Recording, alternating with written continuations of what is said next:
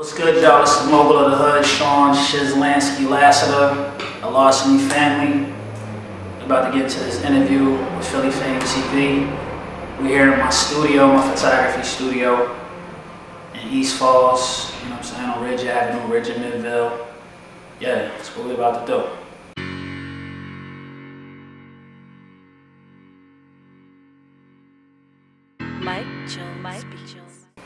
Alright, so Shiz Lansky, man, Larsiny Family, man.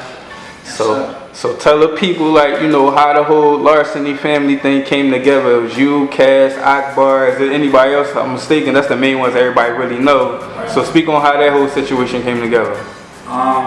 So Larsiny, that all started with in high school. So before Cass came, before we were even Larsiny, like we would dead giveaway, DGA, that was the name of my group.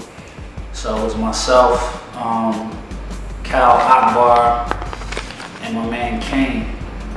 We all went to high school together. We met in high school just doing ciphers and all that. Decided to form a group. Cass actually lived next door to Ak, so that's how, you know, Cass got into the picture. You know what I'm saying? We're working with it. So like while we was recording, Cass didn't even rap at the time, to be honest. While we was recording, running around, you know, we had songs out doing shows and all that. You know what I'm saying? As dead giveaway, and that inspired Cass to, you know what I'm saying, to pick up a pen. He saw what we was doing, he saw the love we was getting in the hood, you know, around town and all that. And he decided to, you know, pick up a pen and start, you know, rhyming. We had this song called Mo Cash, you know what I'm saying? Shout out to my man IQ, you know what I'm saying? My man Malcolm did the beat for that. There we had a song called Mo Cash. We went and recorded that. That song was crazy. And we came back and we played it for everybody on the block, you know, Cass and Lucky, you know what I'm saying? A couple other dudes. And they went and wrote a song that was similar to ours, that kind of, you know what I'm saying, and spoke on the same things that we were speaking on.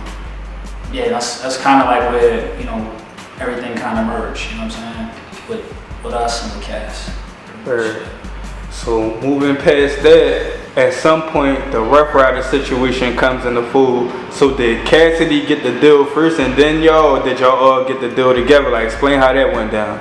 Nah, so what happened was, so, you know, when you doing music, you know what I'm saying, we all got, you know, mutual friends and all that, so we was always kind of around each other, you know what I'm saying. He was still a young boy, but he was always kind of around each other, just kind of, you know what I'm saying, influencing each other or whatever. And what happened with the Ruff Ryder deal was, you know, we was running the streets one day. We was actually getting ready to go out to a club. So me, Cass, and my man Kane, we uptown, and you know, we wanted to go get haircuts from the barbershop.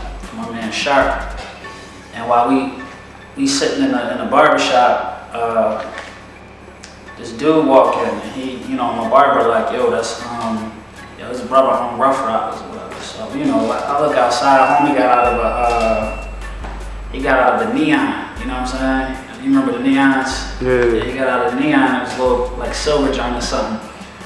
And I just looked at him and I was like, oh, all right, that's what's up, you know what I'm saying? And this is when Ruff Ryders was like, this early 99, so, you know, Ruff Ryders lit right now. So, you know, I see the neon, I'm like, I don't know, like, you know what I'm saying? Like, I'm expecting him to pull up with something major.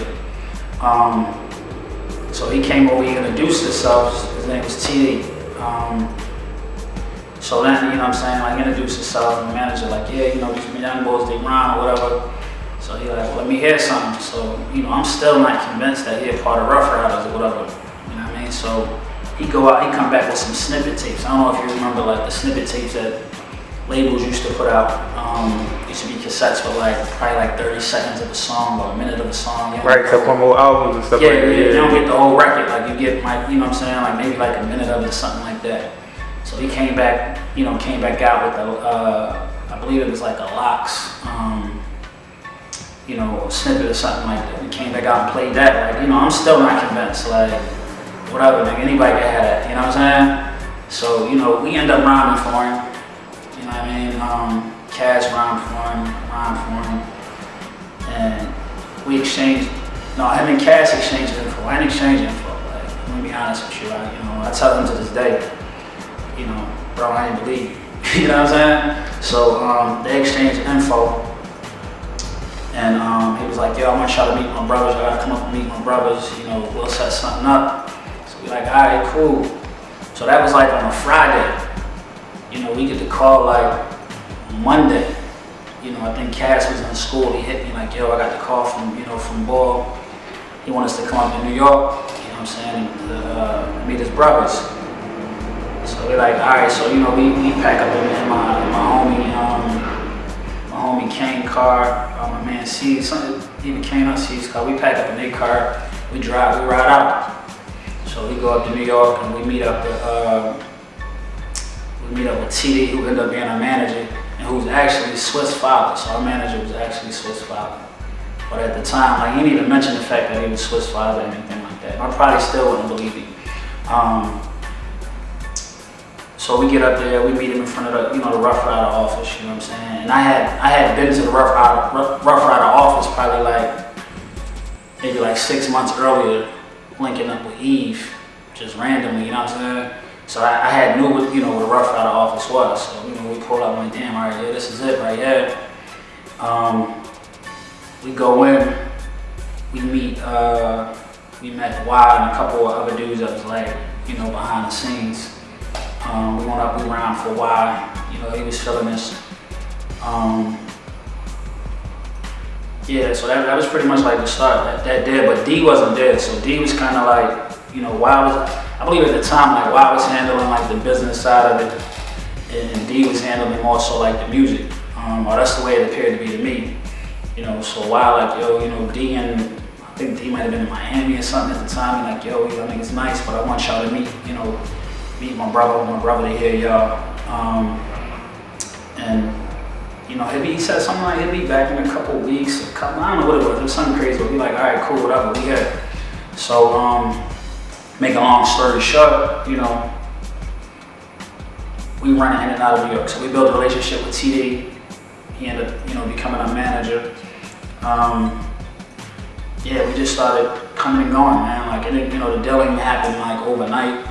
Shit actually took probably a good 6 months, probably a little bit longer than that, of us just running up to New York, battling. We would just go up and crush everything in our path. You know what I'm saying?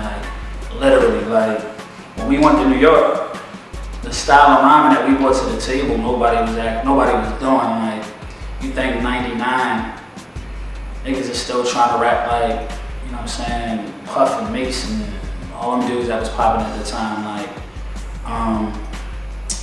Siegel, niggas was still trying to do the Siegel flow, you know what I'm saying, all that shit. So we had what we did with our style was we took the street talk, you know what I'm saying, the shit that we came from, and we took the backpack, battle rhyme type style, and then we merged the two. You know what I'm saying? So while niggas was talking about they rollies and all that, and their cars, we was talking about pulling them out their cars, you know what I'm saying, snatching their rollies, throwing them off of buildings, doing all types of crazy shit. So our battles used to be epic, because niggas wasn't ready for that. You know what I'm saying? They just wasn't prepared for it. So we started making a name for ourselves around New York and throughout the industry, just battling. Still no deal. It wasn't no deal. Niggas ain't jumping, yo, let me sign these niggas, right? But niggas knew we was nice. So, at some point, let me back up just a little bit. I didn't just rhyme, I produced also. You know what I'm saying? So I was making, beats and everything. And, we going in the studio and we recording up there, we trying to record up there, but it, wasn't really happening the way that we wanted it to happen. So TD got this, this idea to come back to Philly. He's like, look, man, we gotta come back to Philly, man. We just gotta get in the studio. We just gotta record just to show these niggas what it is. So we like, all right, cool. So we came back and we got with Ruggedness, man. Shout out to Ruggedness. You know what I'm saying? Always A1 in my book. You know what I mean? And for those who don't know, you're talking about Rug from Bat Kid. You know, Ruggedness was his name back in the day. You just call him Rug now, Ruggy. Yeah, so Rug from Bat Kid. Shout out to Rug. You know, OG when I still add the ness to it. You know what I'm saying? Like, yeah. So Rug was somebody that, what was crazy about Rug was he was somebody that I always heard about, you know what I'm saying, coming up, like, just through, you know, listening to the Come Up in Power 99, Tommy Hill, you know what I'm saying, like that whole Richard Allen movement and all that, so that's how I always heard Rug, so when I finally got to meet him and shit, you know what I'm saying, it was dope. He, so we went in, this when he had a studio back on like 2nd Street or whatever, 2nd, down north somewhere. We went in and we recorded, I think it was called Platinum Bound, if I ain't mistaken. But we went in, we recorded 2 of his records. Like he gave us 2 beats, we recorded 2 records to his beats and we recorded 2 of my records. And I forget the name of the records, but they was hot as shit though, I ain't gonna be front. The records came out crazy. So we went back, after we did that, we went back to New York. We got niggas in Sony Studios, we got, you know, DEY, we got the whole team up in there. Pull niggas to the side, we play these records, man, the niggas is like, yo, like, that's it right there. Cause we had already killed the battle scene, you know what I'm saying? It was like, they already knew what we could do, you know, face to face. Our battles used to be epic, man. Like, our battles used to be so disrespectful that, you know what I'm saying, there was times when, you know, the shit would go to the guns, they would be pulling out guns and, you know what I'm saying, fights damn near breaking out, like shit used to be crazy. Like, our battles were so epic that, like, the niggas that you came with, like if you was on the other side, niggas you came with laughing at you. You know what I'm saying? That's how disrespectful our battles used to be. But they never heard us on records though, you know what I'm saying? So once we played the records for them, they like, yo, like, these niggas nice. That's when I felt like they really started taking it serious. Because, you know, they was used to the battle shit, you know what I'm saying? They used to niggas running up and rhyming for them. Like, they was used to that. So, you know, when we put the records down, niggas was like, all right, let's take these niggas serious. Now, at that time, they started working on Ride or Die Volume 2 compilation. You know what I'm saying? Now, mind you, we still not even Larsiny yet. You know what I mean? We just niggas rapping right now. Like, we ain't even got there was no, yo, Cass be a part of this group. You know what I'm saying? There was none of that. Like, it was just, you know, we all kind of, you know what I'm saying, just ran together because we all did music. You know what I'm saying? And just went up there. So we recorded Ride or Die. We started recording Ride or Die Volume 2 thing. But we still ain't had, like, we ain't have an official name. You know what I'm saying? At that time. So, like, my man L, my man Big L, he from New York brother, man. Like they was always call us the Philly Balls, cause we said ball, you know what I'm saying? It's like, so we had, they was always calling us the Philly Balls. So that's what we was going around, yo, Philly Balls or whatever. But my man L was like, he was like, yo, man, to be honest, man, like y'all gotta, my name gotta be crazy. He was like, y'all came up here, y'all just took shit. You know what I'm saying? Y'all just took over. We skipped over everybody that was there, like, to be honest. Like, everybody that was trying to get on and get in the mix, you know what I'm saying, with the whole movement. So he was like, man, y'all just came up here and took shit, man. Like, I need a name that speak to that, man. Y'all gotta be like Larsiny or some shit like that. And we was like, man, that shit sound right. Like, you know what I'm saying? It's like, it makes sense. So, shout out to L for that, man. Like that's where the name came from. So Larsiny came from that. It came from us, you know, leaving Philly, going to New York, putting in work, you know what I'm saying, just taking our spot up there, man, just really taking it.